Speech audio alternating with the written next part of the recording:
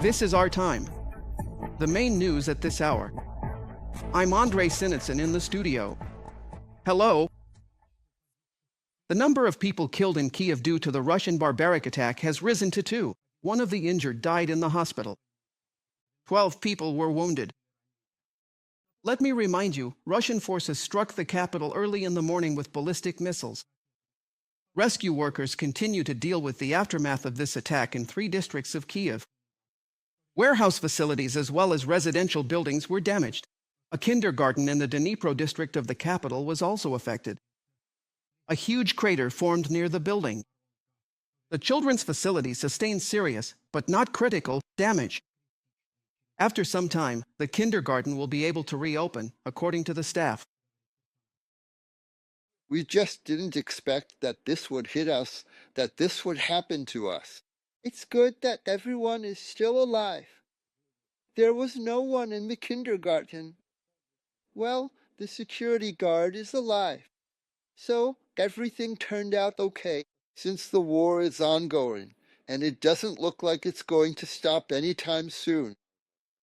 Every day there are alarms, and the kids, both little ones and older ones, run from one room to another. When there's an alarm, we take everyone there. One rescuer was killed and another was injured as a result of a missile strike in the Sinelnikov district of the Dnipropetrovsk region. Russia launched a second strike while firefighters were putting out the blaze at the impact site. A woman was also killed, and 7 more people were injured. 2 fire and rescue vehicles, residential houses, and shops were damaged. In the Pokrovska community, a Russian drone crashed into a residential building, causing a fire there. Fortunately, no one was hurt. In addition, as a result of artillery shelling in Nikopol, a garage with a car inside caught fire. Russia launched 9 ballistic missiles and 62 drones at Ukraine overnight on Saturday. About 40 of them were Shahids, according to the Ukrainian Air Force. Ukrainian forces neutralized 50 drones in the north, south, and east of the country. Missile and drone strikes were recorded at 11 locations. In 4 more places, debris from downed Russian aerial targets fell.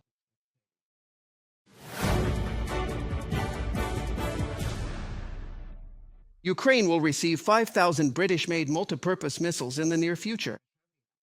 This was announced by British Prime Minister Keir Starmer yesterday during a meeting of the coalition of willing countries in London. Kiev's partners are also ready to implement a 5-point plan that will bring a just peace closer in Ukraine. Larissa Petruk will tell you more about this. One of Ukraine's priorities today is long-range weapons from its partners, with the goal of forcing Moscow to peace, said Volodymyr Zelensky during talks in London. As soon as Putin felt the pressure and the possibility of tomahawks appearing in Ukraine, he immediately announced his readiness to resume negotiations. But as soon as the pressure disappeared, he once again rejected diplomacy. So for us, it's obvious what needs to be done. We need broader capabilities to carry out deep strikes. Everything Putin does is just an attempt to delay new forms of pressure. We need to instill in Russia the will to negotiate, and I am ready to meet in any meaningful format. And the current line of contact could serve as a starting point for negotiations, real negotiations. In turn, the Prime Minister of the United Kingdom suggested that partners act in a coordinated manner and set a plan through the end of 2025. According to Keir Starmer, it includes 5 points: pushing Russian gas and oil out of global markets, strengthening Ukrainian air defense and supporting critical infrastructure, helping Kiev acquire long-range weapons, working on security guarantees, and unfreezing billions in Russian assets. We need to reach an agreement on finalizing work with Russia's sovereign assets and unlock billions of dollars to finance Ukraine's defense. The EU made a strong start by initiating consultations to meet Ukraine's financial needs, and the United Kingdom is ready to act together with the EU to move forward as quickly as possible in this direction and ensure these funds reach Ukraine. The idea that Russia should pay for the damage it has caused to Ukraine is the only way forward. Of course, there are several technical issues that need to be addressed. We have a lot of details to work out. But above all, this is a political decision, a political choice. I fully support this idea, and I think we need to work on finding a solution before Christmas. This will allow us to provide funding for Ukraine in the coming years. In addition, London will soon deliver 5,000 multi-purpose missiles to Kiev, 140 of which have already been supplied, Keir Starmer stated. The initiative will strengthen Ukraine's air defense and create new jobs within the UK itself. The coalition of the willing will also continue to put economic pressure on the aggressor. All participants in the negotiations are united in solidarity. The sanctions imposed by the U.S. against the largest Russian oil companies will deprive them of revenue and significantly increase pressure on Putin, forcing him to come to the negotiating table. They once again demonstrate President Trump's full commitment to ending this war and establishing lasting peace in Ukraine.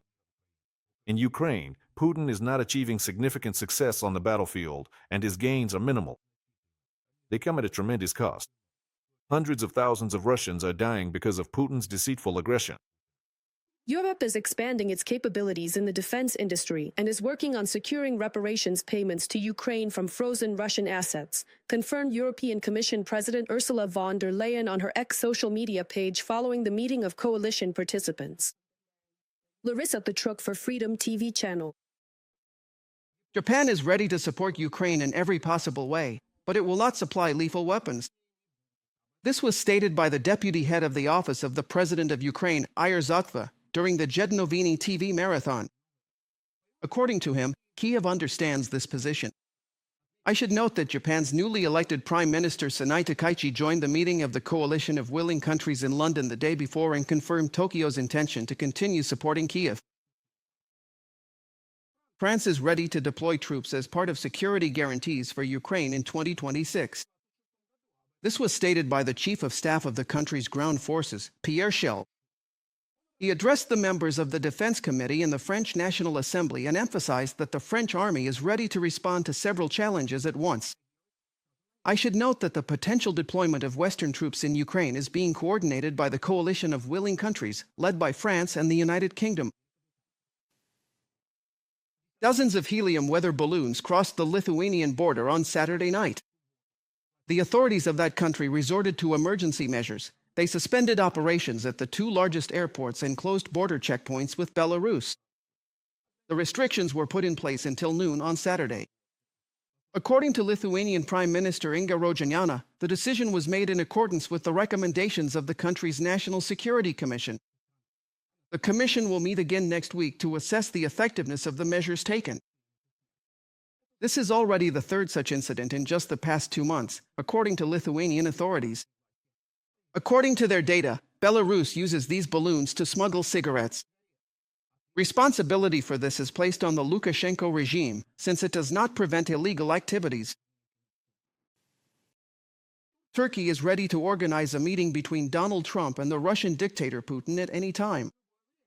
This was stated by the country's president, Recep Tayyip Erdogan.